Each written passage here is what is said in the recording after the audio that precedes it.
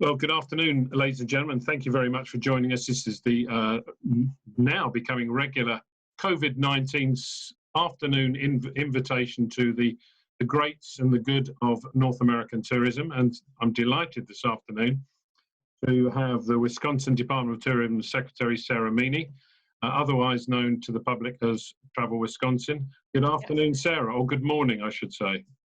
You know, I'll take any time of day. Hello to you. Good. Sara, are you you relatively new into the job, are you, I think? There are some days where it feels that that's the case. It's been 16 months. 16 months. And 9 hours and 22 seconds. No, I'm kidding. Yeah, so January of 2019, I took on the position and was appointed by the governor on his inauguration day, Governor Tony Evers. Yes. Excellent. Well, with the exception of the current crisis, this must be a very, very exciting time to take on the job of Secretary of Tourism in Wisconsin. It is, and COVID-19 notwithstanding, it certainly has been an incredible ride. I mean, 2019 for Wisconsin tourism was actually the largest year on record in terms of visitors and visitor spending. So my first year on the job was a very busy one, and we put a lot of strategic changes and a whole bunch of things in place in order to really optimize the way we market and the way we talk to and attract visitors. And it appears to have worked. So the numbers came in and it was a really good year. And I think that, and the reason I share that is because it gives us additional reason for optimism for when things can open back up again, knowing that the interest in Wisconsin is as strong as it has been. And knowing what we know about Wisconsin, which is we're pretty well positioned to be able to welcome people back, even in a new normal type of circumstance. Sure. So we're obviously, you know, working to pivot behind the way we can stay strong and attract people here, while knowing that quite a few categories of tourism activity and ways of travel may change for a while. Yeah. Just to clarify, you are a Wisconsinite. You're a woman of the. Born and raised in the Milwaukee area, but I'm actually boomerang. I left for quite a few years. In fact, lived in Ireland, in Dublin, for 2 years. I'm a dual citizen of the EU as an Irish citizen and a US citizen. And then after living in Dublin for a couple of years, moved to Colorado, lived in the Denver area for a bit before moving back to Milwaukee to raise our family. Excellent. So you must be an expert in drinking Guinness then. Guinness is my favorite, although Murphy's is a pretty close second. So it is, yeah. Murphy's is a bit harder to get my hands on in the US, but I'll take a Guinness any day. Excellent. Well, Wisconsin has gone under, as you've quite rightly said, some extraordinary changes in terms of tourism in the last 3-4 years, particularly in the last 16 months under your stewardship, of course. What do you think brand Wisconsin is a good one now? Is it well known enough across, first of all, across the USA, but secondly, internationally? No, it's not yet. It's not yet. The good news is the things that people think of regarding Wisconsin are largely positive, with a few exceptions, and they're also true. But what I think we have work to do in order to really make hay of it is to give people better context behind thinking of cheese and thinking of beer and thinking of cows, because while those things are true, and Wisconsin is an agricultural leader despite some of the toughest times for farmers in certainly my lifetime, is that it also means we are very strong in that agricultural heritage that leads to incredible food, incredible, microbreweries, and award-winning, globally award-winning cheeses. So while people think, cheeseheads and the Green Bay Packers, they may not quite understand what that actually means. 90% of people actually would choose to eat cheese at every meal, and Wisconsin's got a lot to do with that. So when it comes to being a destination, though, what does that mean for someone's experience? What does that mean for choosing and motivating travel? Well, it means that our perspective And the experience of being in Wisconsin is actually, informed by that fresh perspective on where fresh food comes from, where fresh water comes from. We're surrounded by 2 Great Lakes, 15,000 inland lakes, and the mighty Mississippi River on basically those 3 borders of our 4 crazy, crooked borders are fresh water. And that results in incredible recreation opportunities. So, we're doing what we can to take what is true and real and give people enough context so that turns into their desire to experience what is possible in Wisconsin. So we still have work to do. Sure. Yeah, I understand. Well, one of the things that would have, or possibly still can work for you, is the Ryder Cup coming to Kola and to Whistling Straits in September. Yep. There's a lot of debate, obviously, on whether A, the event will take place, and secondly, whether the event will be played behind closed doors. Does Travel Wisconsin have an opinion on that? Have you tried to persuade the Ryder Cup authorities to move it to 2021, or are you keen, or are you just waiting to see? What's the status? Well, without question, we could not be more excited to be the hosts of the Ryder Cup. And I think it's not insignificant that Whistling Straits in Kohler was selected. I mean, that is the first public golf course selected by Ryder Cup in the last 27 years.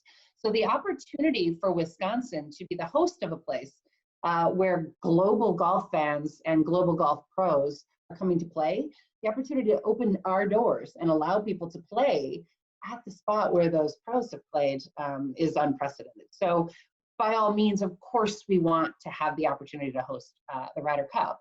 But I mean, as you mentioned, COVID-19 is completely unprecedented. None of us has a crystal ball. We don't exactly know what's going to happen in terms of either the continued spread or the reduced spread of the disease at a global level. And to welcome, hundreds of thousands of fans over multiple days into a spot may not end up being the best choice at the time. But I'm not a public health expert. Public health experts are guiding the decisions, and that is true of any major event. Not only is the Ryder Cup scheduled to happen, currently what we hear is it's still scheduled to take place on the original days. What will that mean for crowds or spectators at all? Fewer spectators would mean fewer economic impact for the Wisconsin experience. But the same is true of the Democratic National Convention, which is scheduled to take place in Milwaukee in August now. That's already been moved by about a month, or rescheduled to take place by about a month. Those decisions and those plans are also still a bit up in the air. I mean, we're making plans for that, and the Milwaukee community and business community is organizing as though it will take place. But until a decision is made otherwise, we need to be ready and we need to stay prepared. And that also means being ready for any of the public health requirements that will come along with welcoming people, whether it's inside or outside, or large crowds or small crowds or no crowds. These events still have to take place, and people still need to be safe and be able to remain healthy. So, it's more work than it otherwise would be, but the opportunity is big, and it's our responsibility to make the most of it and do the best we can. So when you're discussing with the Ryder Cup authorities, you're not taking one stance or the other. You're not saying, right, if there's no crowds, we don't really want to do it. We'd rather do it next year. Certainly that's not my place to make that recommendation. When it comes to the DNC, there has been, and I'm using this as an example because I think the Ryder Cup has quite a few other inputs to imagine, with people coming in from all over the globe. DNC, that's true as well with the media, with the media attendance and delegates from all over the country.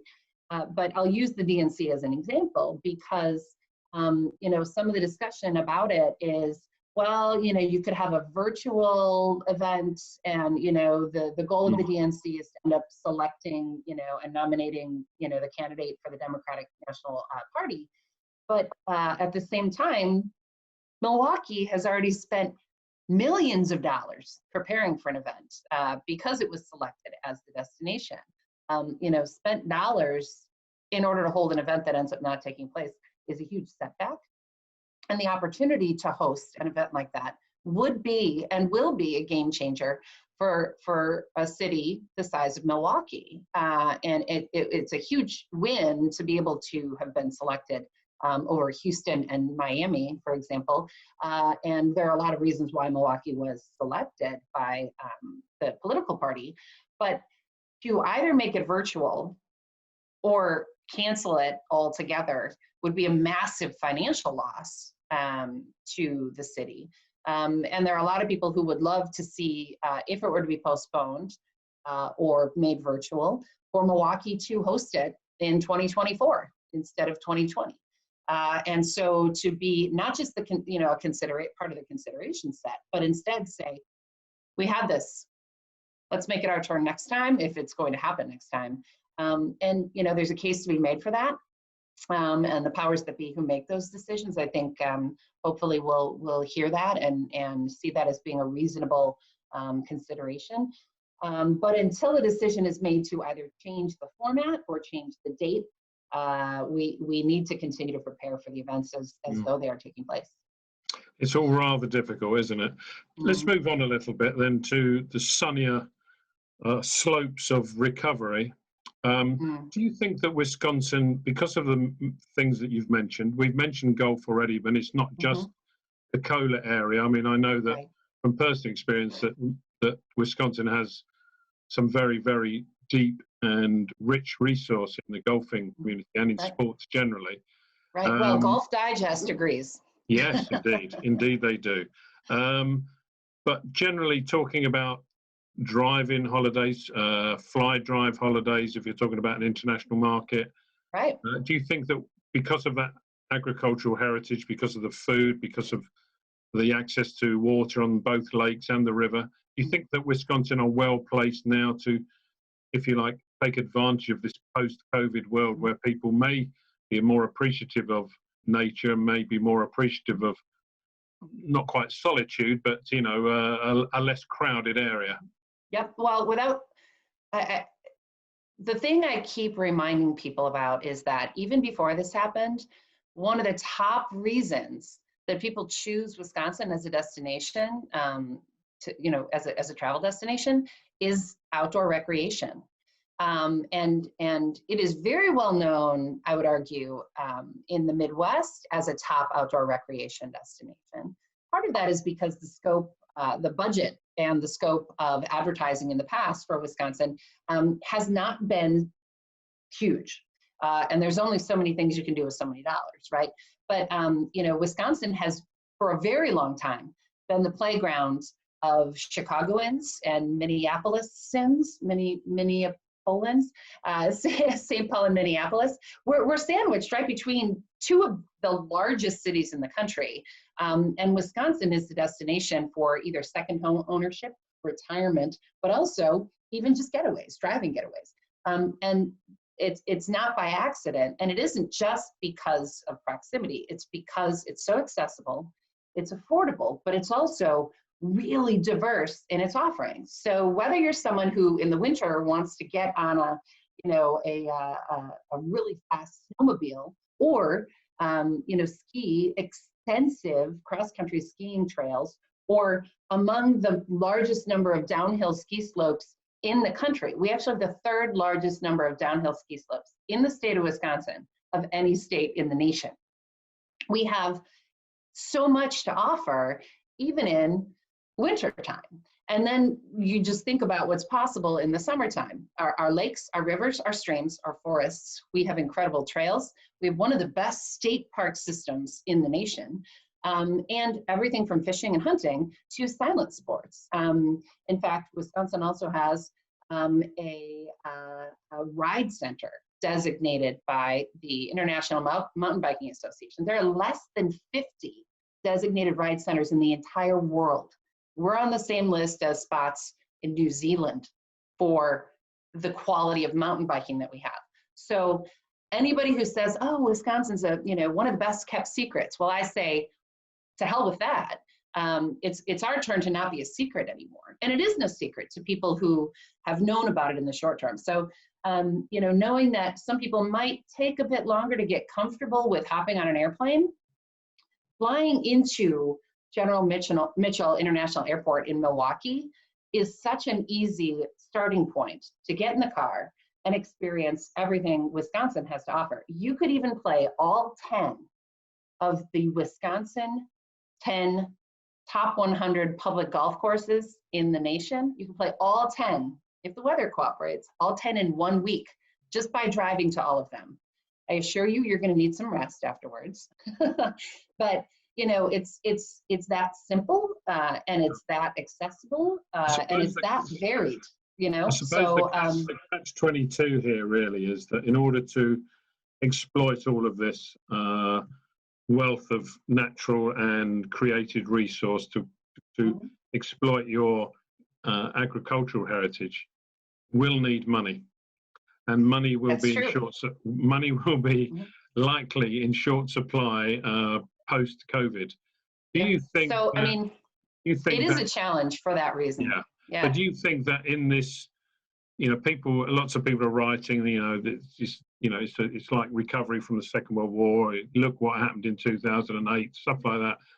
But these days, that tourism is such a much more important sector of the economy than it's ever been, and perhaps certainly more so than even 10 years ago. That not only the state government, but the national government will have to dig a little deeper into their pocket to encourage not only domestic tourism, which I'm sure will be the first thing to lift off, drive in tourism from other states, but also international tourism when everybody's clear to do so. Do you think, I know I don't want to get into politics too much, but do you think that would be the case? And do you hope that will be the case? Well, I'm definitely not a politician. This is my first foray into being near and around political decisions, and tourism isn't one of them. It's actually it is fortunate in that, particularly in Wisconsin, but in general, it's green. It's not red or blue, and you know, so it's neither party of this two-party system. It's economics, really, and so what I've seen in the last 16 months is a significant level of support in the fact that $1 you spend in promoting tourism in Wisconsin returns far more than that in tax revenue and dollars into the hands of business owners. And so generally there's agreement for that. And in fact, with the help of the governor, I was able to convince the Joint Finance Committee to extend and increase the tourism budget for the first time in 10 years. So, you know, it's nice to see people understand the importance of tourism. In Wisconsin, it's actually the third largest industry. $21.6 billion of economic impact of tourism in Wisconsin, and it sustains 199,000 jobs as of 2018, which is the most recent data set that we have. That's 1 in 13 jobs is sustained by, you know, tourism spending. So, you know, you can't really ignore that, and you have to. We all understand that where those dollars come from is largely by welcoming others into our state, and no more clear has it been than more recently when travel came to a screeching halt. Tourism was hit first, and it was hit hard. Small businesses probably hit the hardest, and many of those are the ones that are struggling to receive some of those federal funds. And the infrastructure of tourism in Wisconsin is similar to many other states, but the Department of Tourism is a cabinet agency. So I'm a part of the governor's cabinet, but all the regional and local tourism entities themselves are nonprofits under the 501c6 tax designation. 501c6 entities such as chambers of commerce or convention and visitors bureaus were largely left out of the federal CARES Act funding options. They didn't qualify for many of the same either grants or loan programs that other nonprofits and small businesses could qualify for. So none of that makes them whole. And many of them are also primarily funded by room tax collections. No one's staying in hotels. no room taxes are being collected, no dollars go to the CVB, the Convention and Visitors Bureau, that actually spends dollars to bring people into the community to stay in the hotels and spend dollars. It's a vicious circle. So, I mean, the department itself, we've worked very quickly to pivot the work that we do, which is usually, how do we promote the top of the funnel? How do we make sure people are aware of Wisconsin? We've actually kept that in place while also creating ways to support immediately those CVBs and chambers where their dollars are completely decimated. They're not going to be able to tell the story, at the level they used to be able to, because they have no dollars to promote their local entities anymore. We're going to need to fill that gap. And that's fewer dollars in general for Wisconsin. And dollars equal eyeballs, and eyeballs equal visitors. So it's an equation. It's simple math. It's going to take a while. We just have to be really strategic and creative. The only consoling fact is, and it's not a very positive one, is that everybody's in the same boat, I suppose. This is true. And yet it's really competitive. I mean, when the green light goes on and people are traveling again and consumer confidence in travel begins increasing, they still have choices. They've always had choices. Advertising exists because people make decisions based on the knowledge and information they have and what motivates them. So when we turn the spigot back on and start spending and promoting the travel again, it still is only how many people can we reach. And other states in general have had significantly more funding available historically than Wisconsin. Even most specifically, our closest competitors have had larger budgets per capita than Wisconsin. So I see it as my job to make every dollar go as far as it can and be as efficient with our spend. I mean, my background is marketing strategy, and I've been a business owner. I've led businesses. So really, I think more like a business leader than a state agency marketer, I guess. That's how I would compare it. And as a result, if every single one of these tax dollars was my own dollar, how would I spend it? And how would I do it most strategically and most efficiently to get the highest rate of return? And that's the decision we're making around every corner, and the decision we're making, frankly, indirectly on behalf of our partners around the state in our local and regional entities, because those dollars are not available at the level they used to be for them. And a rising tide lifts all boats. So we're just pivoting. We've never been busier in terms of the work we have to do. And we're ready. We're ready when it's time to get people back here.